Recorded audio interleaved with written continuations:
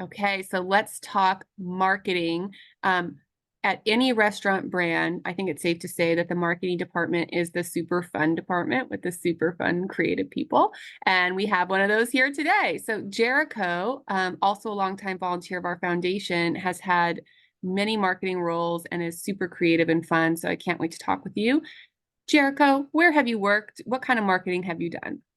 Yeah, thanks for having me. Hi, everybody. So I have worked across the spectrum, but worked for brands like Johnny Rockets, which is a well-known burger brand, Qdoba, which is a build your own kind of bowl brand. I've also worked for smaller franchises like Crispers, and some various sandwich shops. So really run the spectrum of big brands all the way down to kind of independently owned brands. Great. And what's your kind of specialty? Marketing is such a huge category. So do you have a specialty within marketing that you're good at or known for? Yeah, yeah. So marketing is huge. It's a lot of Yeah. things. And I think first and foremost, it's really about understanding the business needs because the goal of marketing is to really influence people to buy into your service or product. And so marketing really runs the gamut. I've served in several verticals across marketing, from digital marketing to public relations and communications, crisis communications, event planning, advertising, media. So there's a lot of verticals that go into it, and I've held roles across most of those, including running all verticals of a marketing department. Oh, that is such a good term that we have not discussed yet, verticals. So within a function like marketing, you'll have different verticals or pillars that will include something, different things. Like you mentioned, crisis communications. That's like the Olivia Pope, right? Yeah. You mentioned digital marketing, events, advertising. Um, can you just give us maybe some highlights of a couple big verticals that you would see in a restaurant brand? Yeah, definitely. I mean, I think, there's always photography and advertising, which really sits with creative services, which is a cross-functional kind of creative function of marketing. We work on also menu and LTOs, usually sits kind of or in partnership with marketing. As marketers, Okay. we work an LTO, Yes. limited time offer. Can you give us an example of Yeah. like a popular LTO that maybe everyone would know about so we know what Sure. that means? Sure. I think you can look at kind of McDonald's when they come out with the McRib and they bring that back. So that is an LTO, which is known as a limited time offer. These are really designed not just to bring back really cool products, but also to drive business. So they usually have really good margin, meaning they're very profitable for a business. And they keep it exciting and change the menu and keep people coming back looking for the next thing. So menu engineering is something that is partnered with marketing, and understanding kind of how to price these things, what products you're going to bring back for a limited time, how many times a year you would bring them back. So that's definitely a vertical in marketing. Can we talk about, I'm so glad you brought up menu engineering. What is it and what is a marketer's role in that? Yeah, so typically in a business, there will be a menu department. It can function on its own or usually reports up into a chief marketing officer as a vertical of marketing. And really, what that department is meant to do is to build out the menu. So, understand the pricing. How will we buy these products? Where do we get them from? How will they be made? How will we source them to every single restaurant? How will they get there on time? What if we run out? So, really thinking through that entire process of product development and delivery. And then on the marketing side, our job is to make sure that it's something that we can actually market and entice people to come in. So you work hand in hand with the menu team to kind of develop what these look like. I think other parts of that is also menu layout. There's a lot of research and data that goes into where you lay your products on a menu, where people's eyes go first. And then certainly profitability. So every product that you put on has to be profitable. You have to be making money because that's the name of the game. And so simultaneously, you want it to be something that the consumers want and enjoy. And so you're really writing that balance. And as a marketer, you're working directly with the menu teams to kind of enhance and develop those, because at the end of the day, we are taking that product and using marketing to try to influence people to buy our product or service. Yes, and I want all the students who are watching this, go to a restaurant and look at the menu board. So if you go to like a Habit Burger, Taco Bell, whatever, look at the menu board and you'll notice that some things are bigger, some things have pictures, some things are different colors or have a box around them. And there are a lot of research and data that goes into that. And like Jericho was saying, they even have done research where they track your eye movement. So how does your eye naturally read a menu? And you will put things that you want to sell that perhaps you're making the highest margin on. So you're making the most money on that item. So you might want to put a box around it so that people go, Exactly. oh, I like that. And they're more likely to order it and you're more likely to make a little more money. Um, Exactly. great. And I know so many of our students are interested in digital and social as a marketing um, platform. So can you talk a little bit about that role within restaurants?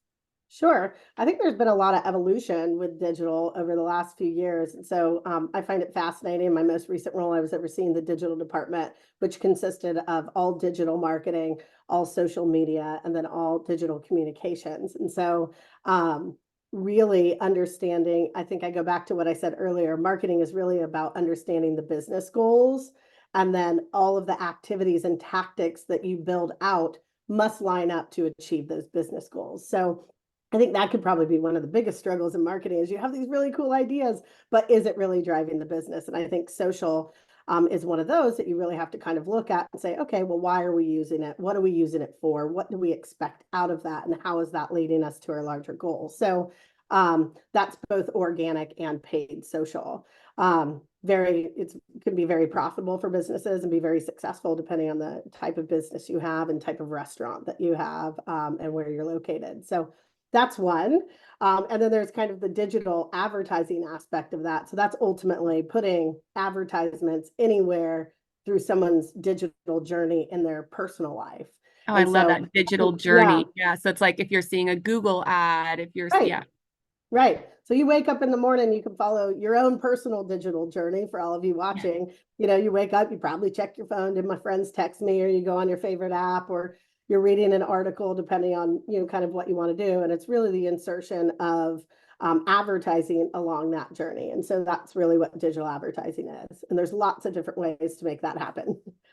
and I think there's just from just listening to you in this quick bit is there's so much strategy, right? So you're not just putting a post on Instagram or a TikTok video or a Google ad, you're really thinking and backing it out. Okay, so if we have this limited time offer that we're trying to drive, how are we placing it on the menu? What messaging needs to happen on which platforms, who needs to be involved, who's the target customer, and Right. really having to back it out months in advance. Correct. And then I think reporting collectively on all of the campaigns, right? And when you're looking at a campaign, if we go back to the limited time offer example, building a campaign means looking at all the different channels in which you can kind of get your message out there, whether it's an event, digital, social, flyers, in-store collateral, on your app, getting people to download the app. So you kind Yeah. of look Oh, that's through a good all part those of things. marketing too. Yeah, Yeah. exactly. When you get a free churro if you download the Yeah. app. A marketer came up with that. Yes, exactly. And then I think the one thing maybe as I was growing up in marketing that I never really thought through was you also have to understand math. And so Oh, interesting. Tell us more. reporting and analytics is really critical, right? At the end of the day, if marketing is about driving people and influencing people to buy your product, which thus helps you reach your business goals, understanding what each of your tactics or activities is doing is really important because if it's working, you want to put some gas on it. And if it's not, you want to fail quick and move on. Real quick and move on. I could talk to you for like another hour or so about marketing, but we don't have that much time.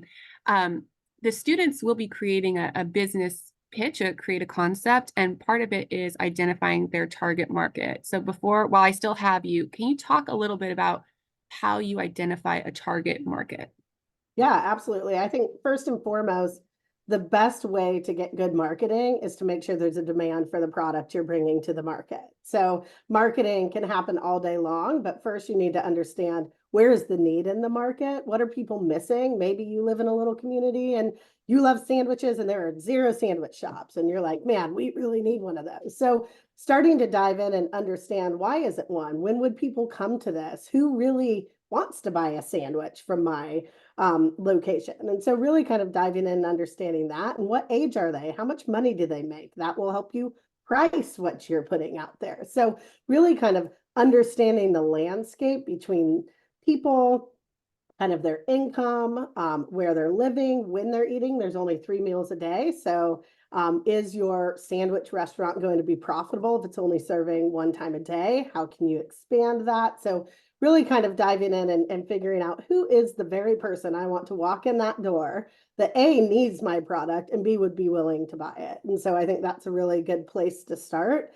And it also helps you kind of drive innovation in your product, and really get creative when you start to think about, how can I meet people's needs with my cool idea.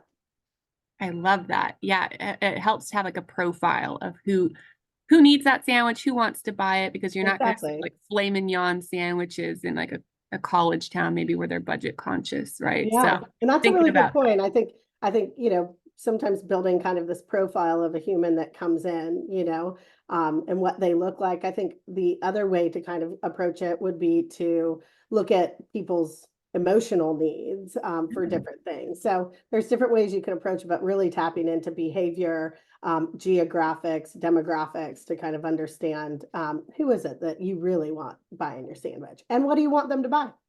Yeah. Okay, we're gonna have a follow-up session because this is Okay. amazing. We only scratched the surface, but marketing, so fun. So thank you, Jericho, for the quick dive into marketing, and Yeah, thanks for having we'll me. start our businesses. All right. Good luck, everybody.